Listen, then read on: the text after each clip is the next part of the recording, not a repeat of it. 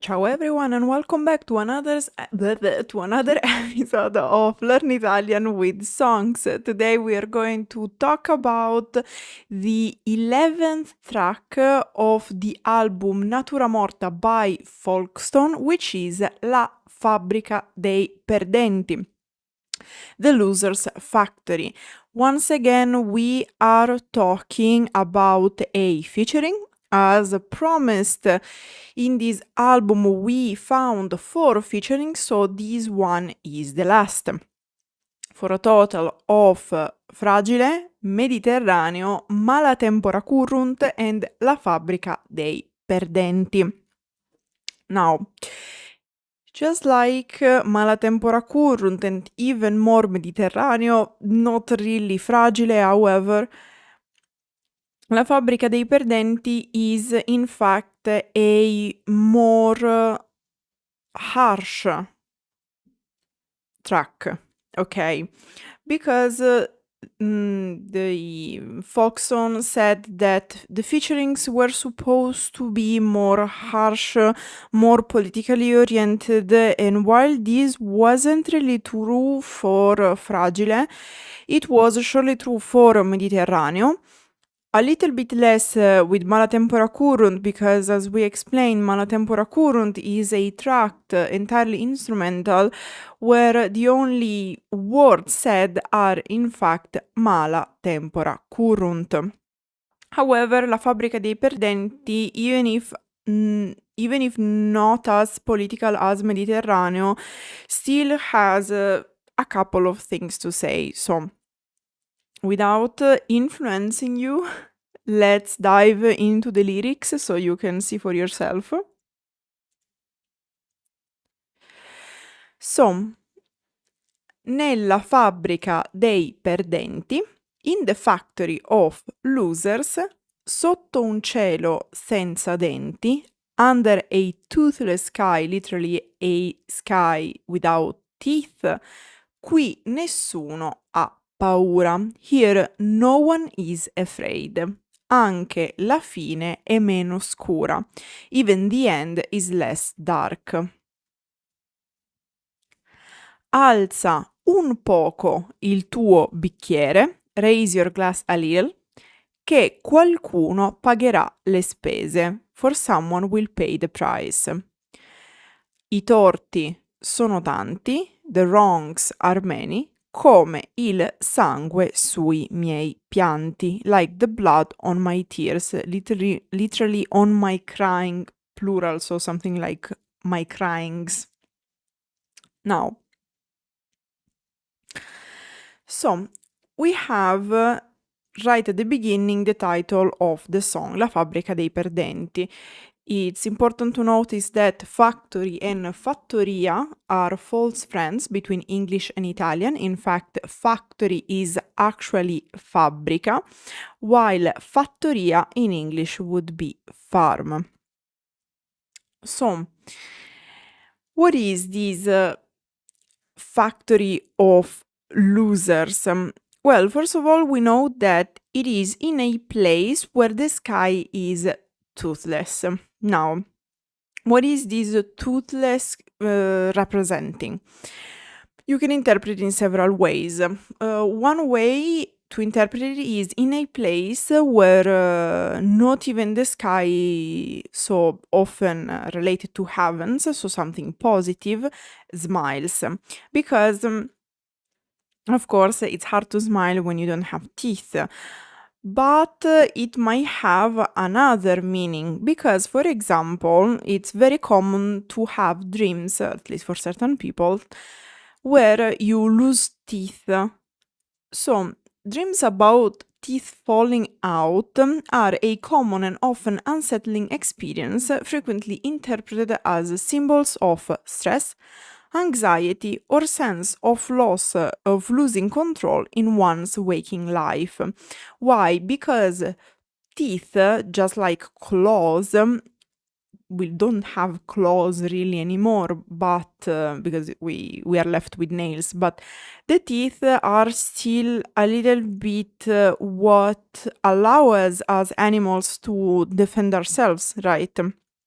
In fact, there are even idioms in several languages implying that when you want to fight, you show your teeth, or for example, hinting at your ability to be aggressive, to defend yourself, to fight. For example, in Italian, we have an idiomatic expression which is perdere lo smalto, which hints at the fact of losing the protection of your teeth that makes them healthy. The smalto is the layer of your teeth making them how can I say, healthy for sure, but like protecting them, so making them strong.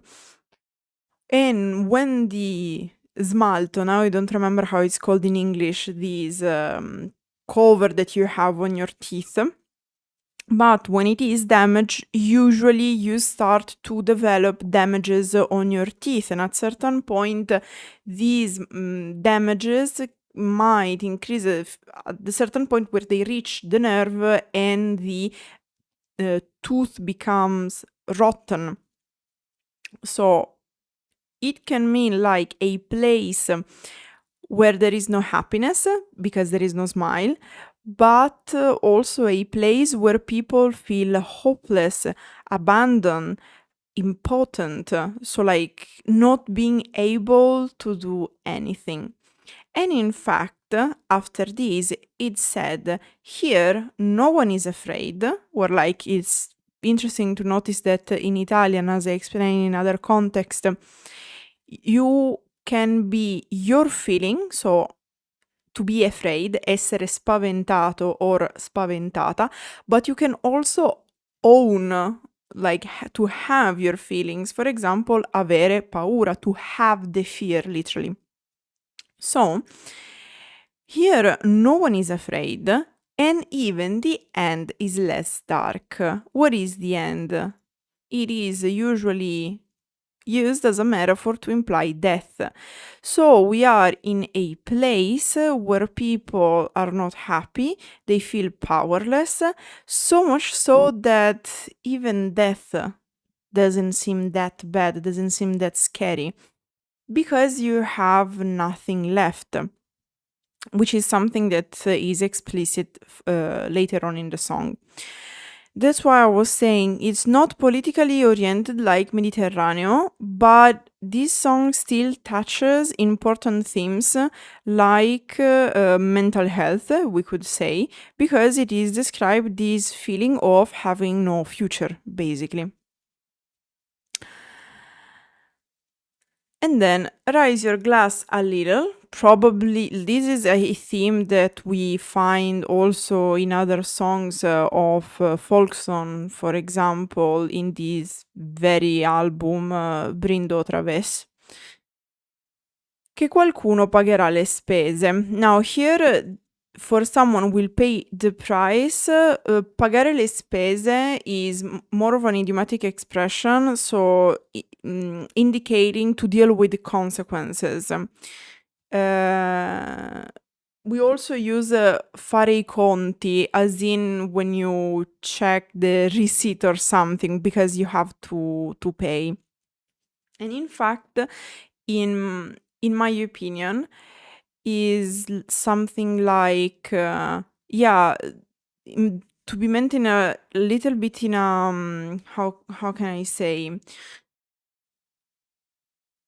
ironic way, as in, celebrate, enjoy your life, because you are doing that at other people's expenses. This would be a good way to translate it. At other expensive, because it's connected to pagare le spese, to pay the price for it.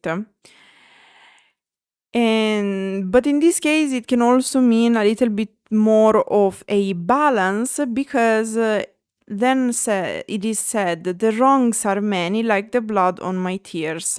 So, as I was saying, literally on crying.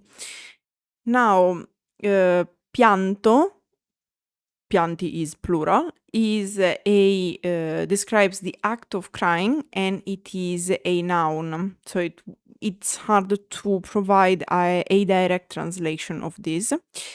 So like it's okay if someone is if you are drinking at other people's expenses, because anyway we had to go through so many wrongs, we've been wronged so many times, that at this point is just fair.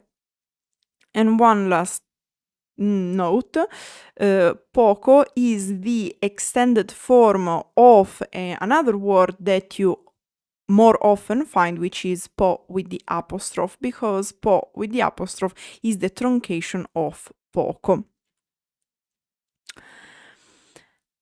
And then we have the first verse, which is nothing else but a variation of the intro. And in fact, nella fabbrica dei perdenti, qui anche il cielo ha perso i denti. Nessuno ha paura, qui la fine è meno scura. In the factory of losers, here even the sky has lost its teeth. Nobody is afraid, here the end is less dark. And as you can see, it's the qui that changes a bit, where we have the repetition. Alza un poco il tuo bicchiere, che qualcuno pagherà le spese. I torti sono tanti come il sangue sui miei pianti. Raise your glass a little, for someone will pay the price. The wrongs are many, like the blood on my tears. So, as you can see, it's basically the same. And then we have the chorus. E brandelli di utopie and shreds of utopias. Morirò con sogni in gola, ma non voglio più bugie. I will die with dreams in my throat, but I don't want any more lies. Non ho tempo di aspettare, I don't have time to wait. Tanto in fondo a noi non resta che crepare. Anyway, deep down or in the end, because in fondo is also used to say like in the end of things. All that's left for us is to die. So we had a first part of the description of what is this factory of losers. It is, and we keep with the description, a place where there's nothing left but shred of utopias. So little pieces of something positive. Generally, a utopia is what you hope for and what pushes you to improve the current situations, because you keep directing yourself towards the utopia. But there's not even that, it's just shreds remaining of that. I will die with dreams in my throat, so like without being even able to speak them, so not even the first step to realize them, but I don't want any more lies. Here it's even more clear how bad the situation is, because I feel suffocated so much by lies that at this point I prefer just dying, giving up on my dreams. And in fact, in the end it says, I don't have time to wait, all that's left for us is to die. Where crepare is an alternative way of morire, more harsh than morire, because morire is just to die.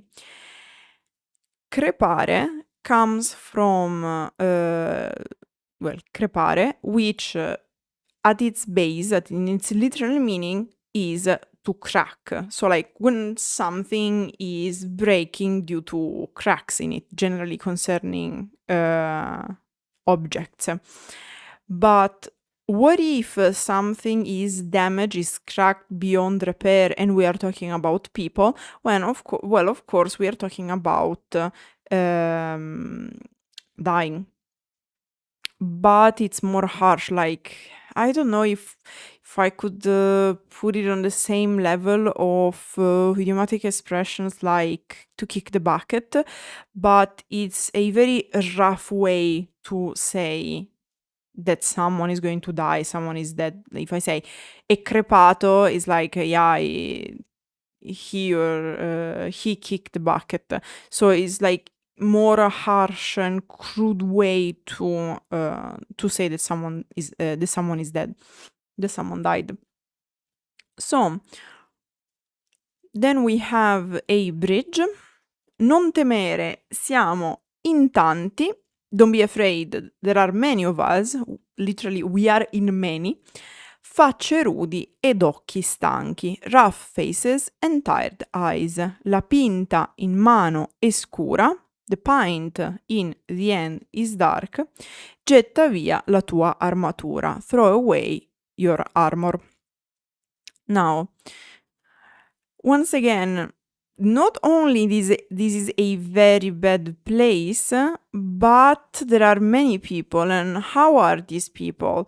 Described as with rough faces and tired eyes, because of course in this situation quite understandable, and they are drinking dark, so like nothing light, because usually the pint is related to beer, but it's not like a light blonde beer, it's a dark beer.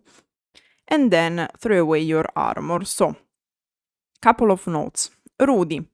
Normally, rude can mean something like the equivalent in English, so rude, as in someone not polite. It is not as common as in English, because in English you can say rude very often, like it's common language.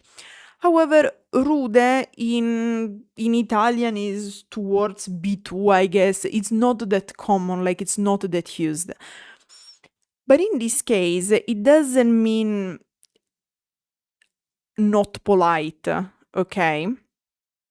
It means rough. Why? Because in this case, we are describing a face. It's quite hard to have a non-polite face.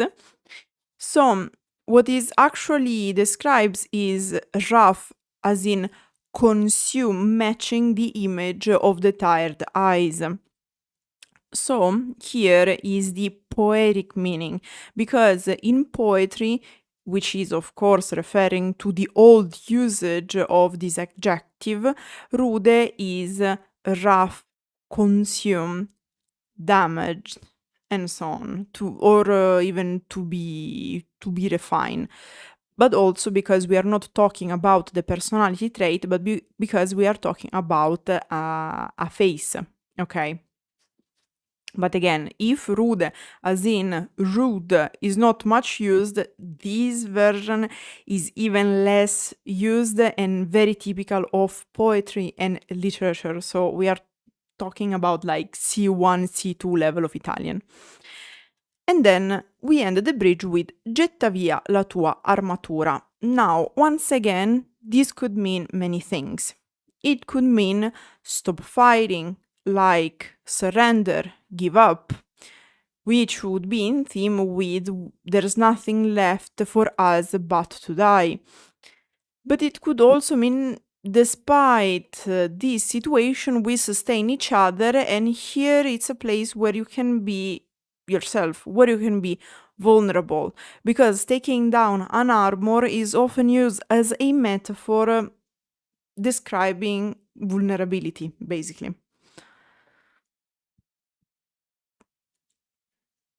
And then we have once again the chorus. Now, the chorus is exactly as before. Then we will have a bridge, but an instrumental one. And then, once again, the chorus. So, e brandelli di utopie, morirò con sogni in gola, ma non voglio più bugie. Non ho tempo di aspettare, tanto in fondo a noi non resta che crepare. And sheds of utopias, I'll die with dreams in my throat, but I don't want any more lies, I don't have time to wait, Anyway, in the end, all that's left for us is to die.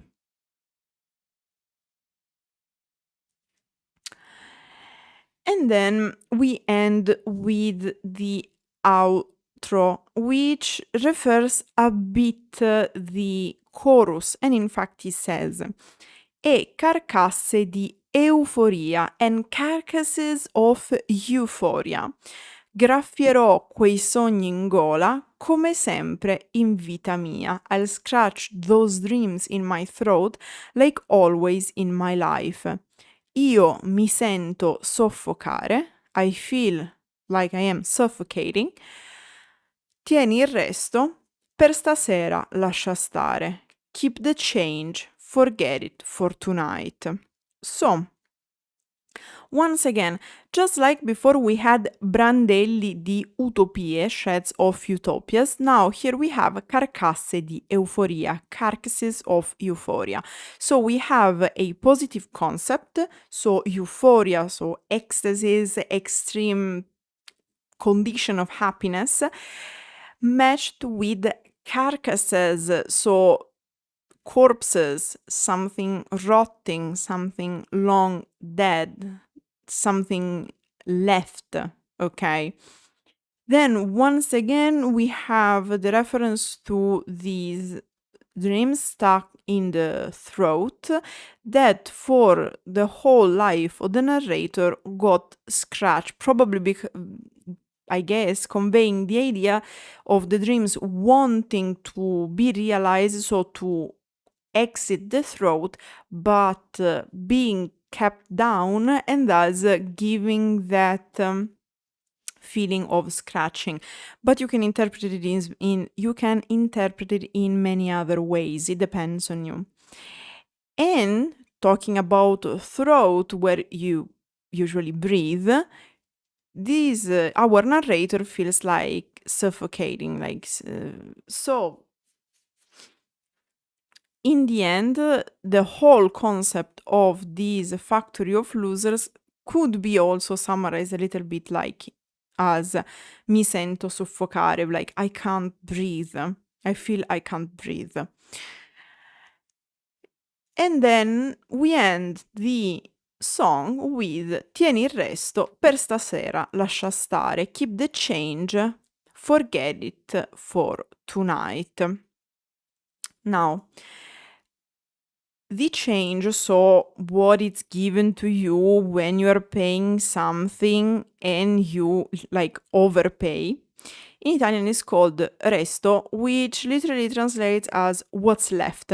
Guess what? Because it's the difference between what you gave and what you were supposed to give.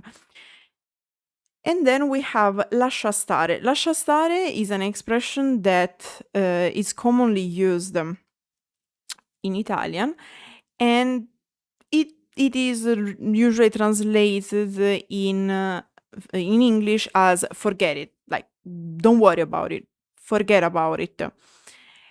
But literally would be translated as let it stay, as in let it there, like don't touch it, don't worry about it. And here the meaning is really about your interpretation, in my opinion, because it could be that the narrator is paying for someone else, someone who was drinking before, if you remember in the previous parts of the song. It could be that they finally gave up with all the consequences that this would entail, but it could also mean that after everything that was said in the song is like, whatever, despite this being the condition, I will keep going on, I will keep living despite what I said. So I'll forget the idea of giving up, if you know what I mean, for tonight, and I'll just keep going. So These are the two main ways I can read this, but it can really depend on your interpretation. So, in the end, this song is once again quite implicit, so many things could be said. Many ways could be correct interpretations. Many things are left to the imagination and the ability to comprehend of the listener, which is one of the strengths of Folkstone, at least in Natura Morta, because of course this leaves a lot of space and a lot of authority to the listeners, so their audience. And again, it could be seen as very, very negative, but it could also be seen as, despite the situation being that bad,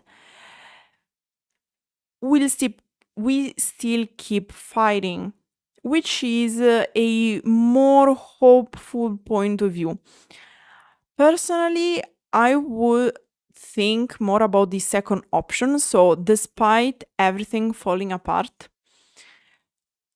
we still want to hope. And I'm thinking about it because of how the album was presented. Because generally the album was presented by saying, where was the quote?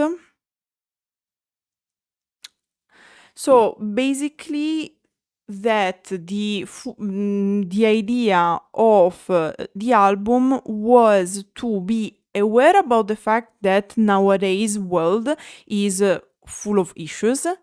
However, at the same time, there is a flame, or a hopeful flame, that the group is hinting at, that the band wants to keep alive. So the balance between these two things.